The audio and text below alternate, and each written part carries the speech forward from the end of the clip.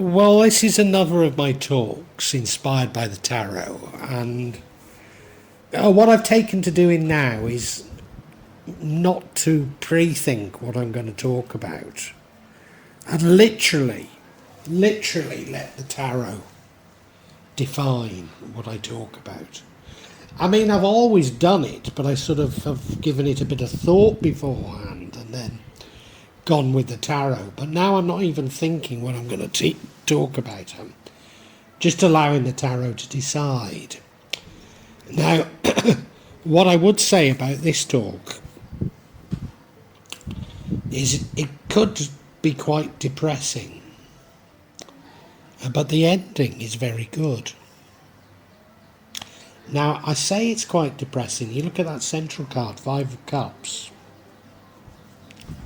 and I think that is depression. I think it is a cup half empty rather than half full energy. And in the past, we have an energy of the Eight of Swords. That's self-imposed restrictions. And it seems to me that wasn't that the whole point of the health crisis? That we impose these restrictions upon ourselves. As I walk around Indonesia now, many people still wear masks everywhere they go. I mean, in Jakarta people did a bit because of the pollution, but it's noticeable that so many people wear masks almost all the time now. Well, of course, it's been shown that they're counterproductive to your health. You want to find something out, and I think we all do.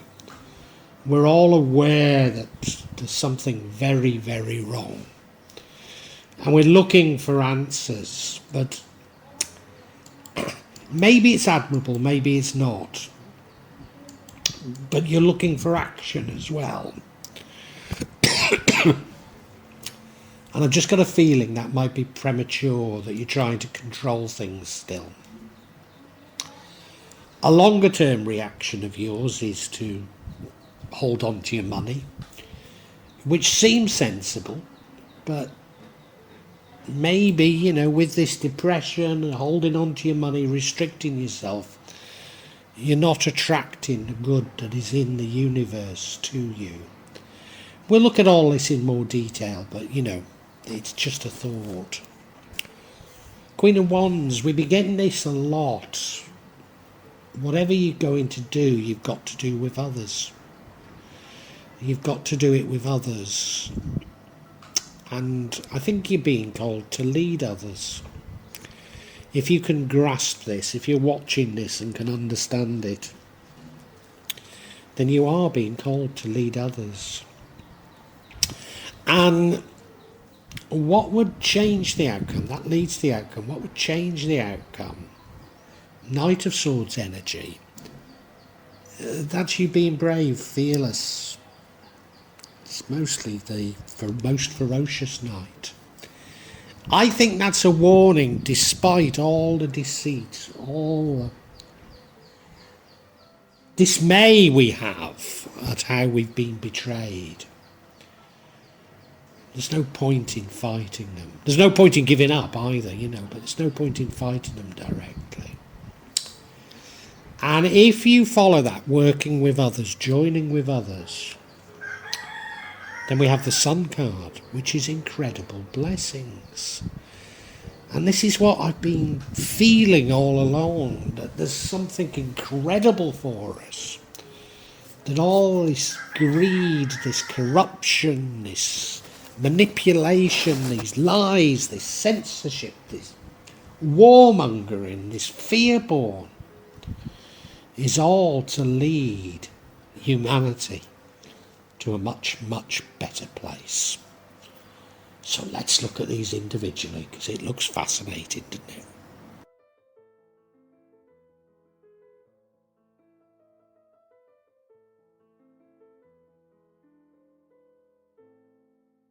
Now, the overall theme of this is that you are somewhat depressed. seeing the glass half full, half empty as opposed to half full, and missing the opportunities that exist in the universe, in your life. Now, I don't know if you watched Dr. John Campbell's vlog, but I watched him all through the health crisis and continue to watch him. People like me that knew there was something radically wrong during the health crisis. We knew in our heart of hearts there was something very wrong. And at first Dr. Campbell was towing the official line.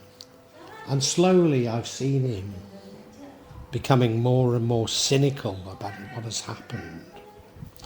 And a recent vlog of his talked about the massive increase in depression in the population. Largely he was talking about the UK. And, you know, we can come up with all sorts of sea theories about why this depression has occurred. But for me, I think it is the powerlessness we all felt during the crisis. I was barred from going into shopping malls, government offices, flying. Couldn't leave the island of Java. Most of the time I was even stuck in Jakarta when I wanted to be in Java, and in Java when I wanted to be in Jakarta. My mother was dying. I was under great pressure to get back to her, and even that now seems to have been a part of manipulation. I won't go into the details now, but, you know, I needed to get certain things done, and I was simply not allowed to. And the realization that governments believe they have the power to prevent us from doing what are completely human, natural things like visiting your dying mother does cause a degree of depression. And I think it's that. For me, only the other day, I was sent into another of my sort of a black dog moods. When I found out that oil had been discovered in North Gaza, why did that make me so depressed?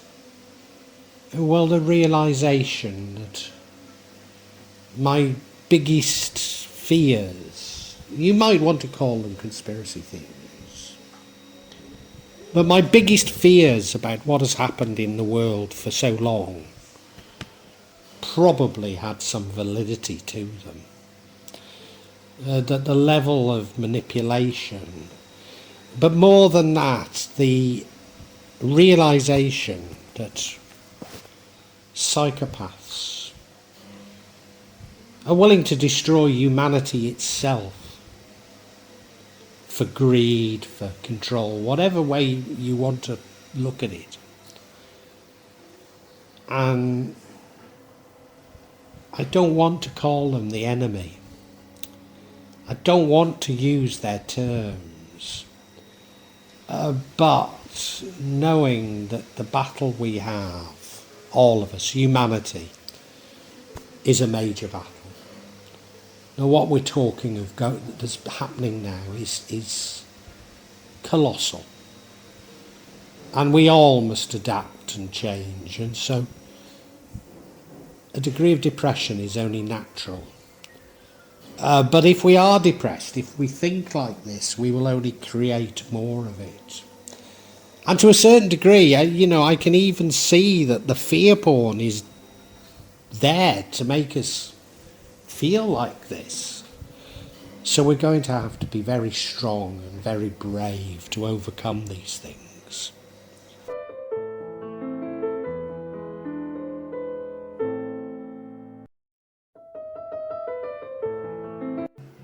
And now your previous energy is that of the Eight of Swords.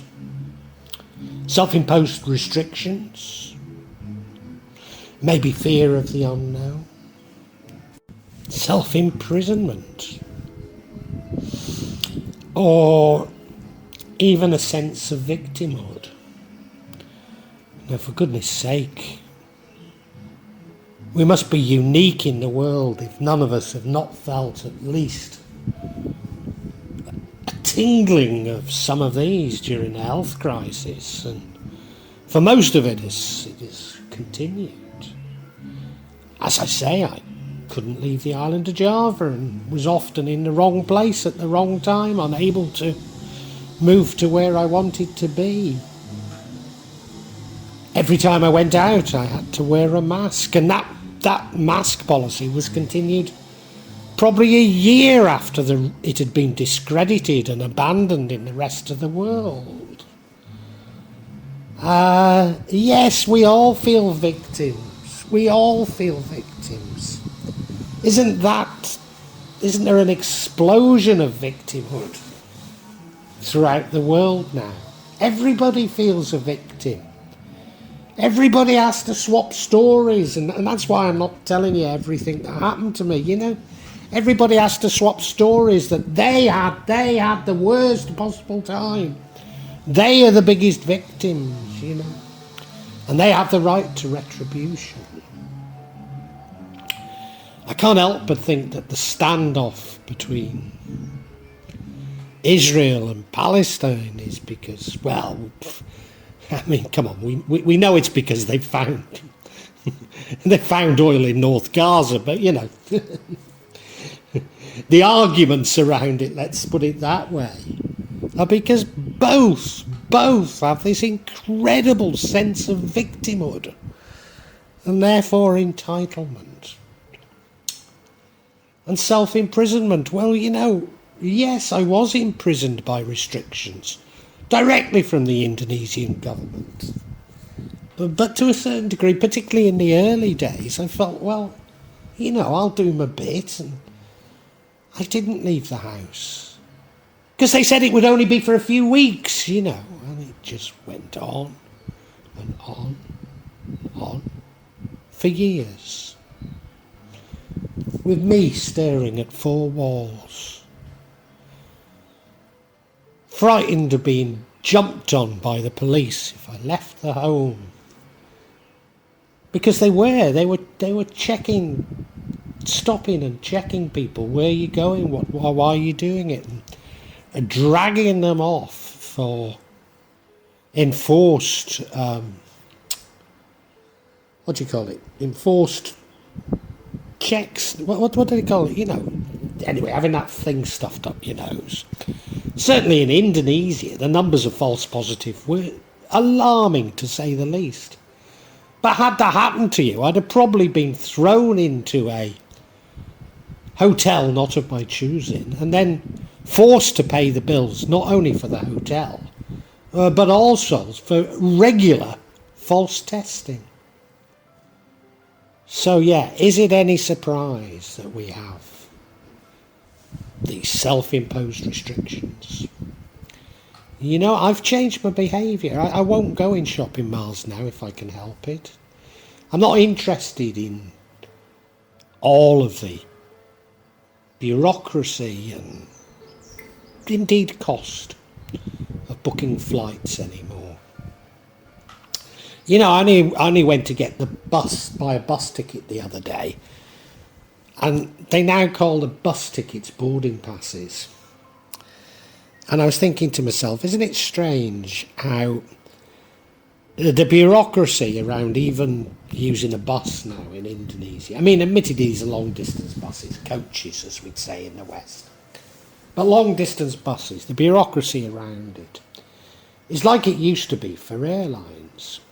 Whereas the bureaucracy around internal airlines, certainly in Indonesia, has made them impossible to use.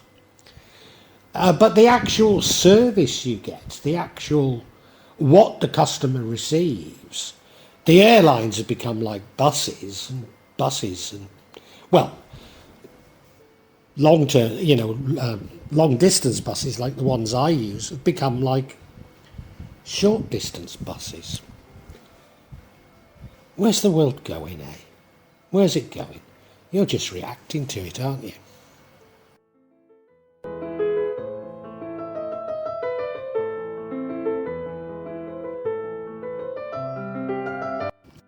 And I ended the last energy by saying, where's it all going? And now we have the Ace of Wands. You want to know, we all want to know. You're seeking out that information and you want to do something about it. And we all want the information. We all want to do something about it. But if your desire for the information and to do something is based on your desire for control, then that is exactly the wrong thing.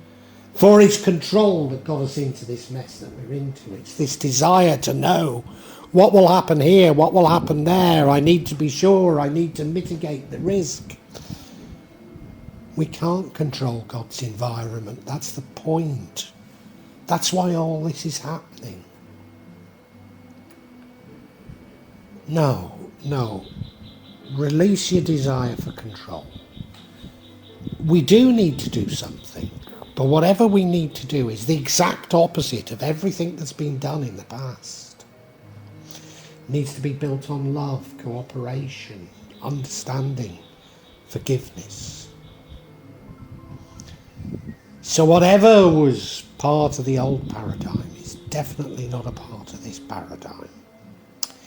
Indeed, I think all this is happening because it's an opportunity for us to release how we have been and move on to what is the new paradigm.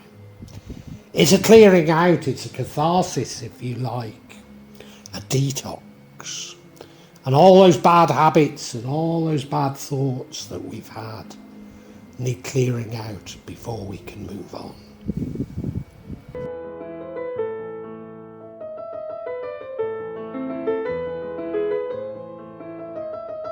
I've just described what's happening as a detox, as a catharsis. And we're going to have to release many of our thoughts and many of our things. Maybe our possessions, we believe that our possessions define us. And what are our possessions? Everything comes from God. Everything is a gift from God. We don't own any of it. We're simply custodians. So, greed has got us to where we are, I think. Well, that's my view. So we have to clear out that greed. We have to clear out this commodity fetishism that we think defines our lives. And I know. You're saying it's all right for you. You live up a remote mountain in Java, but how can I pay the rent on my apartment in New York? How can I keep up the payments on my Lamborghini, etc., etc., etc.? And I watch. I don't know what an apartment really costs in New York now, but I watch on this platform these shorts of people, and their apartments aren't that good. Their annual rental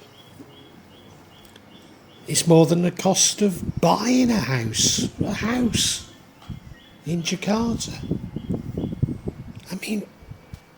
What's happened to the world? What's happened to the world? And I think this is all happening so that we do question this. Do we say, do we really need this apartment in New York? Well, yes, if we're going to continue to have a job. But what if you're not going to continue to have a job? Is an apartment in New York what you really need? Do you not want love? Do you not want families? Do you not want compassion and companionship? And if so, maybe like me, you need a house up a mountain in Java. Believe me, they won't cost much. And, what are your real priorities? What do you really want? Because that's why this is happening. Yeah, I know you can say, so-and-so did this and blah-blah did this and blah-blah did... Doesn't matter. Just let God deal with that. You sort yourself out. You sort your mind out. Now, you are being told that you're going to be, I'm not going to use the word miser here, let's say be careful with your money. And it does make sense in this turmoil to hang on to things, so I'm not going to deride you for it. But also, you know, what's going on is they're destroying everything, you know. Our confidence in the media, in health, in science, in education has all been destroyed. And now they're going to destroy money itself. The biggest pillar by which we've been conned into doing the bidding of others. And that's going to be destroyed. So what is left? And what is left for us? Well, you know, try and hold on to some assets if you can. But what are assets if money is meaningless and we can't measure them, you know? I suppose land still has value if you've got it, but so many of you are just renting these fancy apartments. Yeah, it's about understanding what we really want in life and how we can muster those resources we do have to give us that. Yes, it probably, well, almost certainly will be a massive downsizing for some of you, a massive downshifting, a massive slowdown in your life. But think about it. Is that really such a bad thing?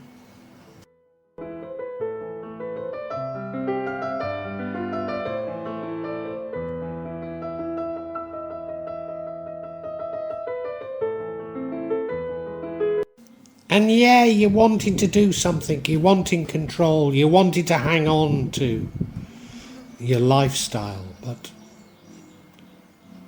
frankly I do think it's gone forever. The changes have been irrevocable.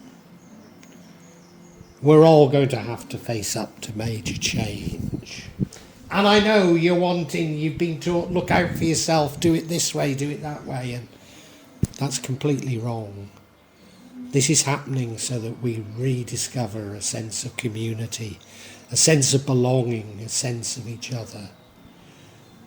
You know, if I'm right to the group of psychopaths have manipulated and destroyed everything, then the only way out of it is that we work together to create a new and better world. And I'm sure we can do it, but we do have to have faith in each other, faith in the common man, stop putting boundaries around this is mine, don't cross this, you know. We have to look after each other because these are very, very serious times, very troubling times. And some of us need to emerge as leaders. Some of us need to be brave and try and help others to see a bright future. It's what I'm doing now, you know.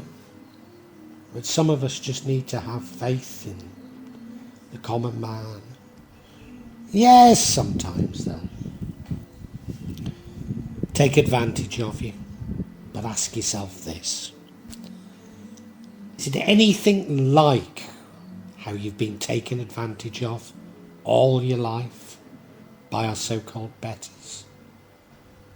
You know, nicking the odd thing here or the odd thing there is nothing compared to having taken our entire lives, thrown them back at us, and then attempted to destroy humanity. So for goodness sake, have some faith in the common man. Work with him. Work with him. Because in the common man you can see the reflection of God.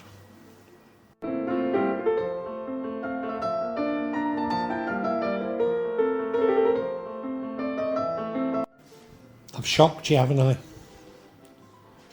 Just how big this all is. Yeah. We're going to have to face up to it sooner or later. Face up to what we need to do. And, you know, it is going to take bravery. It is going to take courage. But let me emphasise, what it doesn't take is you seeking revenge and retribution. It's bravery in facing up to your own dark thoughts, in terms of your own prejudices, in terms of what you think you couldn't possibly accept. That's the bravery. We don't need to fight the people we believe are responsible. God will take care of that. And I've said before, but you might not have heard it, you know, they're busily building their Epstein Islands, their new capitals, their gated communities, their hobbit homes in New Zealand. And they'll eventually find out that they've imprisoned themselves. You know, when the whole basis of your power is money and you destroy money, I mean, of course, they don't think that's what they're doing. They think they're just finding a way for them to have even more of it. But when the rest of us realise that money itself has been destroyed, then their money is worthless. No amount of money will encourage us to go to their Epstein Islands and save them. Certainly not send our young daughters to these islands any longer. So it will take courage, but it's as much a courage about not seeking retribution, as much a courage about not being bitter, as it is about taking on those we consider responsible.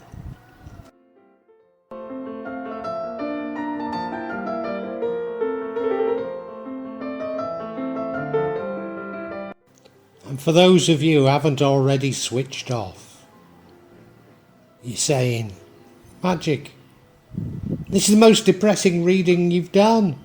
What's the matter with you? And here, out of the despair, out of the darkness, is the most wonderful, wonderful energy you could imagine, that of the Sun card. Wonderful blessings, our birthright, the sun beating down on our backs, reflecting off our bodies, reflecting the radiance of the love that's inside us. I asked you earlier to work out what you really wanted, because this is what this detox is all about. Getting rid of these false gods, these false desires. Working out what really matters to us. And when we've worked it out, do you know what the wonderful, wonderful twist is? We're going to get it. All of it is available to us. God didn't design this world to punish us.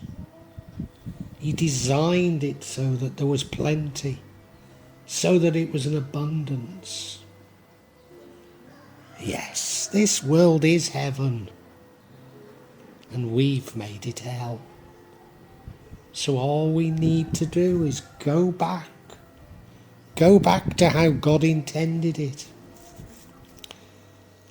I know, there's some psychopaths that have done this and done that, and unfortunately, 20% of you, maybe as many as 20% of you are narcissists, and I can't see what I'm talking about at all. And we need to find a way of incorporating you into our new world, our world of bounty and plenty. We can't rely on hunting accidents for 20% of the population. We've got to find a way of incorporating you, but not putting you in positions of power. not allowing you to destroy humanity has happened. And you know, the scriptures warn us of this, if only we could read them properly. There's plenty of signs everywhere about this, and we've been ignoring them. But no, we're going to return to God's bounty. We're going to return to humanity, how it was meant to be, how it was always meant to be. Stripped away of these false desires, these false gods, these trappings that have made us all like hamsters on a wheel. We're going to embrace true love.